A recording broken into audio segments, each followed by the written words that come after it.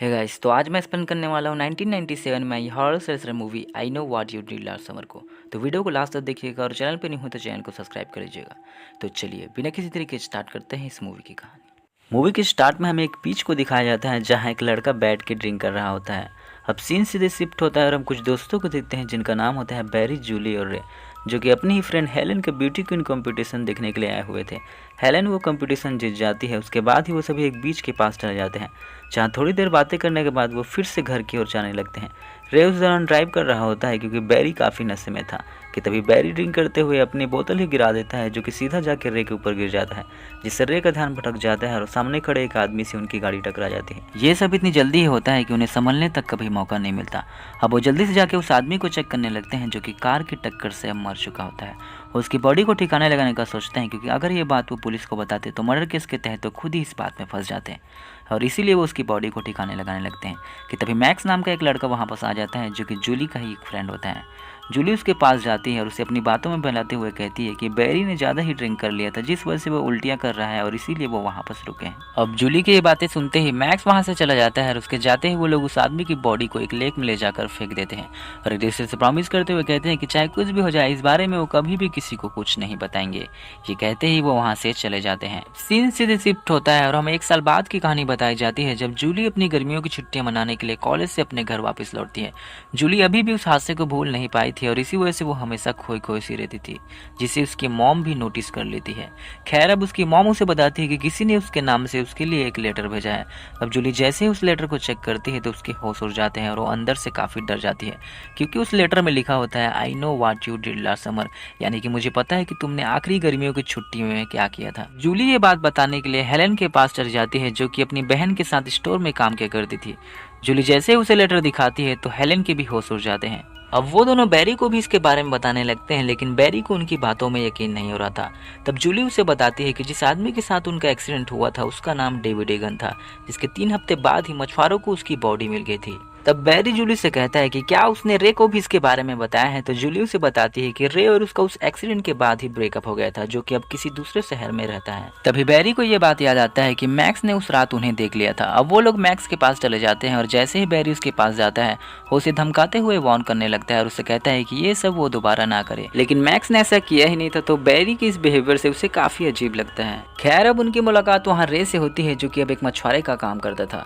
रे अभी भी उस हादसे को भूल नहीं पाया था और उस हादसे की वजह खुद को ही समझता था, लेकिन जूली का कहना था कि इसमें उसकी कोई भी गलती नहीं थी। फिर हम मैक्स को देखते हैं जो कि अपना काम कर रहा होता है कि तभी वहाँ काले कोट पहना कोई आदमी आ जाता है जो कि एक हुक के थ्रू मैक्स को मार देता है। अब सीन शिफ्ट होता है और हम बैरी को देखते हैं जो कि अपने जिम में ही वर्कआउट कर रहा था। वो जैसे ही फ्रेश होकर अपने लॉकर के पास जाता है वहाँ उसे एक फोटो पड़ी हुई मिलती है जिसमें आई नो लिखा हुआ था, साथ में उसकी कार की भी फोटो होती है।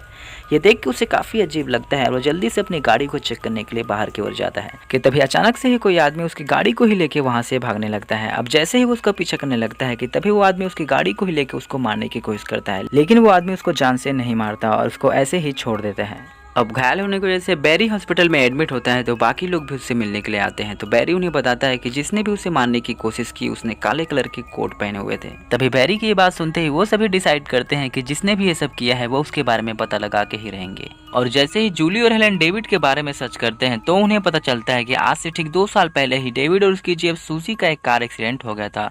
जिस हादसे में सूजी की मौत हो गई थी वही डेविड बच गया था। उन्हें यह भी पता चलता है कि डेविड की फैमिली अभी भी मैरीविल में रहा करती है जहाँ कोई एलिसा नाम की उसकी बहन रहती है। अब एलिसा से मिलने के लिए जूली और हेलेन उसके घर पहुंच जाते हैं जहां एलिसा उन्हें बताती है कि डेविड की मौत के बाद ही उसकी डैड की भी मौत हो गई थी। वहीं उसकी मॉम अब एक मेंटल हॉस्पिटल में एडमिट है। उसकी फैमिली उसके सदमे को नहीं संभाल पाई थी जिस वजह से उसकी पूरी फैमिली उस हादसे के बाद बिखर सी गई थी। वो उन्हें ये भी बताती है कि डेविड के मौत के बाद ही ब्लू नाम का कोई दोस्त उससे मिलने के लिए आया था। खैर अब उसी रात जब हेलन अपने घर पहुंचती है तो हम उस किलर को भी उसके घर के अंदर जाते हुए देखते हैं और जैसे ही अगले दिन हेलन सो के उठती है तब वो नोटिस करती है कि उसके बाल को किसी ने काट दिया होता है। अब जैसे ही वो शीशे में देखती है तो वहाँ सुन लिखा होता है। ये देखते ही हेलन जूली को इसके बारे में बताती है तो जूली भी उसके पास जाने लगती है कि तभी जूली को अपनी कार की डिक्की से अजीब सी आवाज़ें सुनाई देती है और जैसे ही उसे चेक करती है तो उसके होश उड़ जाते हैं।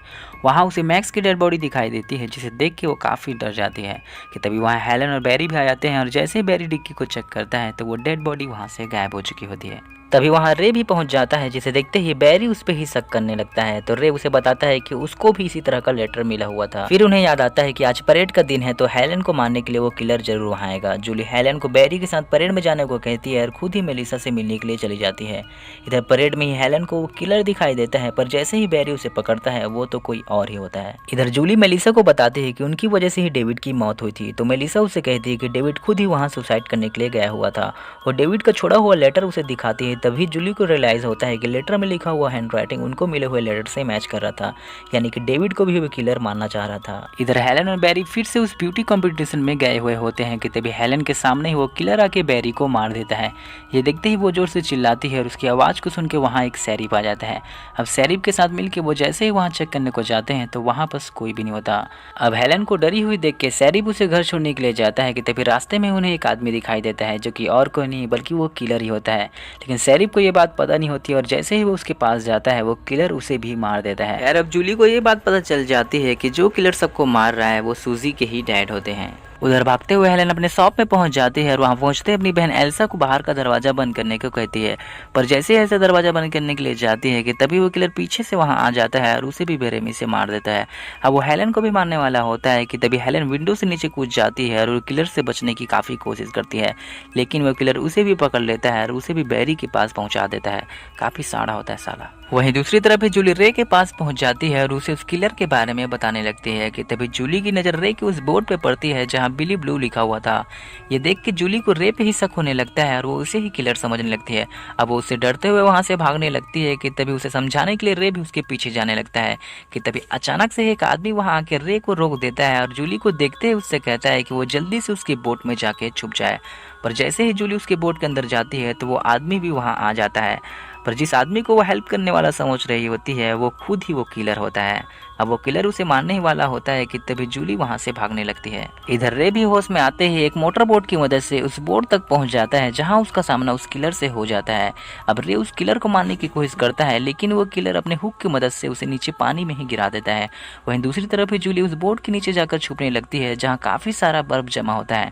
वहाँ उसे हेलन और बैरी की डेड बॉडी भी दिखाई देती है, जिसे देख के वो काफी डर जाती है। अब जूली जैसे ऊपर की ओर जाने लगती है कि तभी उसके सामने वो किलर आ जाता है। अब वो किलर उसे मारने ही वाला होता है कि तभी रे उस किलर के हाथ को एक रस्सी में फंसा देता है और उस रस्सी खींचने वाले मशीन को ऑन कर देता है, जिससे कि वो किलर खींचते हुए ऊपर की ओर चला जाता है, जिससे उसका एक हाथ कट जाता है और वो नीचे पानी में गिर जाता है। उसके बाद ही हम रे को देखते हैं जो कि जूली को यह बताने लगता है कि वो उस किलर के बारे में ही पता लगाने के लिए मेलिसा के यहाँ बिली ब्लू बन के गया हुआ था। खैर अब थोड़ी देर बाद वहाँ पुलिस भी पहुंच जाती है जो कि जूली और रे से उस किलर के बारे में पूछने लगती है कि तभी उन पुलिस वालों को उस किलर का कटा हुआ हाथ मिल जाता है, जिसे देखते ही वो रे और जूली से कहते हैं कि जल्द ही उन्हें उस किलर की पूरी बॉडी भी मिल जाएगी।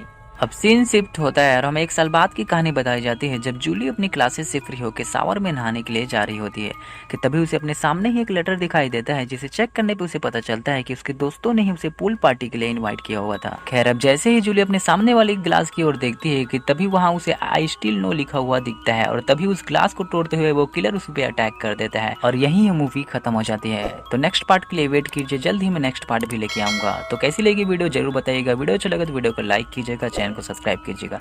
तो मिलूंगा आपको नेक्स्ट वीडियो में, तब तक के लिए बाय बाय।